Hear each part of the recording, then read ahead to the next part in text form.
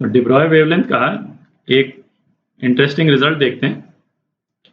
यदि पार्टिकल को हम वेव की तरह यदि मानते हैं तो उसका एक इम्पॉर्टेंट कॉन्सिक्वेंस है, उसको देखते हैं कि एक पार्टिकल को हम एक बॉक्स में रख देंगे तो है ना, उसके क्या इम्प्लीकेशंस हैं एनर्जी को लेकर के, पार्टिकल की एनर्जी को लेकर के कुछ है ना बड़े इंटरेस्टिंग इम्प्लीकेशंस हैं, उसको देखेंगे।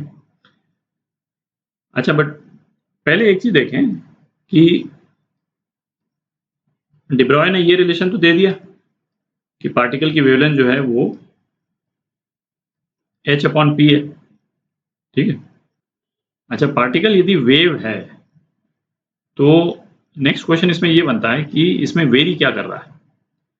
मतलब कोई भी वेव होती है उसमें कोई एक पर्टिकुलर वेरिएबल जो है वो वेरी कर रहा होता है ना। जैसे आप देखें, जैसे साउंड वेव्स है, तो साउंड वेव्स में क्या वेरी करता था, प्रेशर वेरी करता था। या तो एयर का प्रेशर वेरी करके हम साउंड वेव को ट्रीट करते थे, या फिर पार्टिकल का डिस्प्लेसमेंट उसके मेन पोजीशन से, ठीक है। लाइट के क्वेश्चन के केस में वेरी क्या करता है, इलेक्ट्रिक फील्ड वेरी करती है और मैग्नेटिक फील्ड भी वेरी करती है, ठीक है। आपका light on wave on string है, तो स्ट्रिंग में क्या है, जो स्ट्रिंग का डिस्प्लेसमेंट है, ठीक है, वो उसका एम्पलीट्यूड होता था। तो पार्टिकल को हम यदि वेव मान रहे हैं तो क्या वेरिएबल है जो वेरी कर रहा है, ठीक। तो इस पे एक जर्मन साइंटिस्ट थे, उनका नाम था मैक्स बॉर्न, ठीक है। उन्होंने काम किया, तो उन्होंने ये कहा कि यदि पार्टिकल का जो वेव फंक्शन है ना, उसको इस सिंबल से डिनोट किया, ठीक है। तो इस वेव फंक्शन का फॉर्म जो है, डिटेल अभी उसमें हम नहीं जाएंगे, पर मेन पॉइंट ये है कि जो एम्पलीट्यूड है वेव फंक्शन का वो रिलेटेड है probability of finding the particle.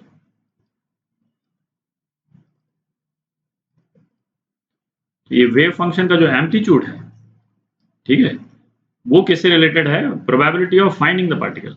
ये आपको बहुत अजीब सा लग रहा होगा, है ना। इसमें कोई, क्योंकि हम लोगों ने जो भी चीजें यहाँ पे देखी वो एक्चुअल में मतलब फिजिकल है। इलेक्ट्रिक फील्ड भी है तो हम उसको विजुलाइज कर सकते हैं कि भाई इलेक्ट्रिक फील्ड, चूंकि है ना, इलेक्ट्रिक चार्ज को हम फील कर सकते हैं, तो इलेक्ट्रिक फील्ड को भी हम विजुलाइज कर सकते हैं। But probability of finding a particle, इसको इमेजिन करना थोड़ा मुश्किल है। तो पार्टिकल का वेव फंक्शन जो है वो probability of finding the particle ये बताता है, ठीक है। तो इसका मतलब क्या निकला कि जैसे जैसे यदि हमको विजुलाइज करना हो तो हम इस तरह से विजुलाइज कर सकते हैं कि सपोज कोई एटम का न्यूक्लियस है ना, और उसके चारों तरफ जो है वो अभी तक हम जिस तरह से विजुलाइज करते आए हैं, इलेक्ट्रॉन जो है वो इस तरह से रोटेट करता है, ठीक है। और इलेक्ट्रॉन के लेवल पे तो इसका जो वेव एस्पेक्ट है वो और भी ज़्यादा प्रोनाउंस्ड हो जाता है, क्योंकि इलेक्ट्रॉन इतना छोटा पार्टिकल है, ठीक है। तो हम जैसे आगे पढ़ेंगे, है ना, जो बोहर का एटॉमिक मॉडल जब हम करेंगे तो हम इलेक्ट्रॉन के जो मूवमेंट के रेडियस की बात करेंगे। तो जब रेडियस की बात करेंगे तो उसमें फिर ऐसा नहीं होगा, क्योंकि इलेक्ट्रॉन वेव है तो इलेक्ट्रॉन का कोई फिक्स डिफाइन रेडियस नहीं है ना। इन द सेंस कि जिस चीज को हम रेडियस बोलते हैं वो होता है कि इलेक्ट्रॉन को वहां पे पाने की प्रोबेबिलिटी सबसे ज्यादा है, ठीक है। इलेक्ट्रॉन इस पूरे स्फीयर में कहीं पे भी हो सकता है, किसी भी पर्टिकुलर पॉइंट ऑफ टाइम पे, यहाँ पे भी हो सकता है, इधर भी हो सकता है, सेम टाइम पे, है ना। सेम टाइम पे इलेक्ट्रॉन को यहाँ पाने की प्रोबेबिलिटी सपोज 20% है, ठीक है। और इलेक्ट्रॉन को यहाँ पाने की प्रोबेबिलिटी, यहाँ पे पाने की प्रोबेबिलिटी सपोज 60% है, सेम इंस्टेंट पे, है ना, और ये पॉसिबल है। और यहाँ पाने की प्रोबेबिलिटी जो है वो 10% है, ठीक है। तो ऑर्बिट हम उस पाथ को बोलते हैं जहाँ पे इलेक्ट्रॉन को पाने की प्रोबेबिलिटी जो है वो मैक्सिमम होती है, ठीक है। थोड़ा सा इसको सुनने में वियर्ड लगता है, पर उस माइक्रो लेवल पे, है ना, वो यही है, ठीक है। तो अब अपन देखते हैं कि यदि किसी पार्टिकल को हम कन्फाइन कर दें किसी एक बॉक्स में तो उससे उसकी एनर्जी लेवल्स पे क्या फर्क पड़ता है। तो यहाँ पे अपन ने क्या किया कि एक बॉक्स में पार्टिकल को कन्फाइन कर दिया, पार्टिकल जो है वो केवल इसी डायरेक्शन पे है ना, या तो पॉजिटिव एक्स डायरेक्शन या नेगेटिव एक्स डायरेक्शन में इसी तरह से जो है वो बॉक्स के वॉल से टकरा रहा है, ठीक है। पार्टिकल का मास m है और इसकी वेलोसिटी जो है वो v है, ठीक है। अच्छा, एजम्पशंस हम क्या कर रहे हैं कि collisions with wall are elastic, ठीक है, इलास्टिक कोलिजन है और पार्टिकल जो है एनर्जी लूज नहीं कर रहा है, जब टकराता है एनर्जी लूज नहीं कर रहा है। और दूसरा एजम्पशन क्या कर रहे हैं कि इसकी जितनी एनर्जी है, all energy is kinetic. Particle की कोई पोटेंशियल एनर्जी नहीं है ना, कोई स्प्रिंग या कोई फील्ड नहीं एक्टिव है यहाँ पे, काइनेटिक एनर्जी है, पार्टिकल बस स्ट्राइक कर रहा है ना, और इस तरह से आगे पीछे जा रहा है। तो अब यदि पार्टिकल वेव है तो ये वेव जो है वो स्टैंडिंग वेव्स बनाएगी, ठीक है। और स्टैंडिंग वेव जो है वो किस तरह से बनेगी, ये पार्टिकल की स्टैंडिंग वेव एग्जैक्टली बिल्कुल वैसे बनती है जैसे किसी स्ट्रिंग की स्टैंडिंग वेव बनती है दो पॉइंट्स के बीच में, ठीक। तो जैसे सपोज ये एक वेव फंक्शन ये हो सकता है पार्टिकल्स का है, और इन दोनों पॉइंट्स पे नोड, ठीक है, और बीच में एंटी नोड। पार्टिकल का वेव फंक्शन जो है वो इस टाइप का भी बन सकता है,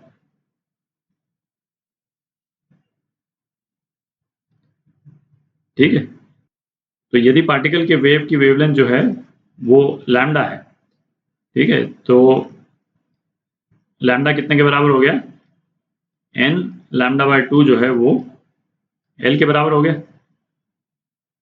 ठीक है।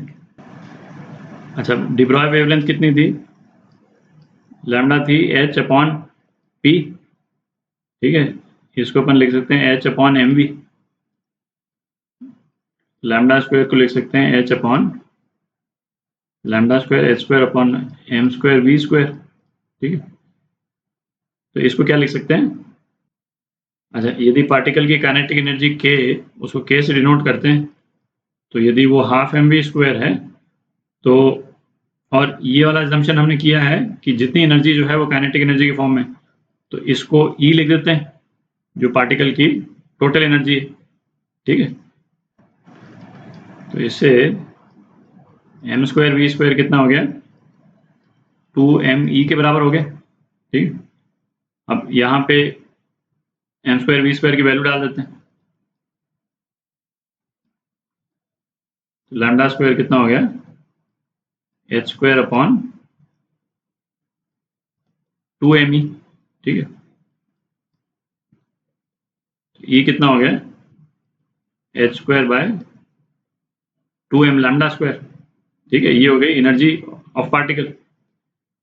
अब इसमें इस वाली इक्वेशन में, इसको इक्वेशन 2 बोल देते हैं, इसमें इक्वेशन 1 यदि डाल दें तो बड़ा इंटरेस्टिंग रिजल्ट आ जाता है। लैम्डा की वैल्यू यदि यहाँ पे डाल दें तो अपने पास में क्या रिलेशन आ जाएगा, एनर्जी जो है h square by 8ml square into n square, ठीक है। तो ये रिलेशन देखें, ये रिलेशन क्या सजेस्ट करता है कि यदि किसी पार्टिकल को हम एक कन्फाइंड स्पेस में रख देते हैं तो एनर्जी क्वांटाइज्ड हो जाती है। क्वांटाइज हो जाती है मतलब पार्टिकल जो है वो एनर्जी का कॉन्टिन्यूस स्पेक्ट्रम जो है वो नहीं होल्ड कर सकता है, ठीक है, हर एनर्जी को होल्ड नहीं कर सकता है, ठीक है। वो एनर्जी जो होल्ड करेगा वो h अपॉन 8ml स्क्वायर के मल्टीपल्स में, ये जो n स्क्वायर वाला जो मल्टीपल है इस डिस्क्रीट एनर्जी लेवल को ही होल्ड कर सकता है, और बीच के एनर्जी लेवल को होल्ड नहीं कर सकता। तो ये काफी इंटरेस्टिंग रिजल्ट है। ये जैसे हमने फोटोन के केस में देखा कि लाइट वेव जो है वो भी एनर्जी डिस्क्रीट पैकेट में कैरी करती थी फोटॉन्स के रूप में, और हर फोटोन की एनर्जी कितनी होती थी, h न्यू, ठीक है। इस तरह से फोटॉन्स जो हैं वो h न्यू एनर्जी ही कैरी कर सकते हैं, मतलब हाफ एच न्यू या 3/2 एच न्यू, है ना, इस मल्टीपल्स में एनर्जी नहीं कैरी कर सकते हैं। तो उसी तरह से पार्टिकल भी यदि कन्फाइंड स्पेस में है तो एनर्जी जो है वो कॉन्टिन्यूस स्पेक्ट्रम में नहीं कैरी कर सकता है, जो है वो डिस्क्रीट एनर्जी कैरी करनी पड़ेगी। और ये हम देखेंगे अभी आगे, जो बोहर मॉडल देखेंगे एटम का, कि है ना उसमें ये प्रूव भी हो जाता है कि एटॉमिक लेवल पे, है ना, ये चीज ट्रू है। अच्छा, ये एटॉमिक लेवल पे ही चीज ट्रू नहीं है, ये मतलब किसी भी लेवल पे ट्रू है ना। बट आप कह सकते हैं कि भाई जैसे टेनिस बॉल है, तो टेनिस बॉल तो हमको तो नहीं लगता है कि टेनिस बॉल जो है वो बिल्कुल ऐसे क्वांटा में एनर्जी कैरी करती हो, मतलब और फिक्स डिस्क्रीट एनर्जी लेवल ही होता हो। हमको तो लगता है किसी भी एनर्जी को कैरी कर सकती है। बट आप टेनिस बॉल के लेवल पे देखें तो ये वाला जो नंबर है, ये वाला जो नंबर है वो इतना छोटा है। आप देख रहे हैं प्लैंक्स कांस्टेंट ऊपर आ रहा है ना, और मास ऑफ द पार्टिकल नीचे। तो कोई भी माइक्रोस्कोपिक पार्टिकल यदि हम ले लें, है ना, किसी भी लेवल का, तो ये नंबर इतना छोटा हो जाएगा कि हमको लगेगा कि एनर्जी जो वो पार्टिकल कैरी कर रहा है वो मतलब कॉन्टिन्यूस ही है। हमारे लिए वो एनर्जी डिफरेंसेस इतने कम होंगे कि हम उसको मेजर नहीं कर सकते। पर इलेक्ट्रॉन के लेवल पे ये एनर्जी लेवल्स जो हैं वो सिग्निफिकेंट हो जाते हैं, तो हमको वो डिफरेंस जो है वो क्लियरली नजर आ जाता है ना। हम देखेंगे कि इलेक्ट्रॉन जो है वो हर एनर्जी लेवल होल्ड नहीं कर सकता है एटम में, ठीक है।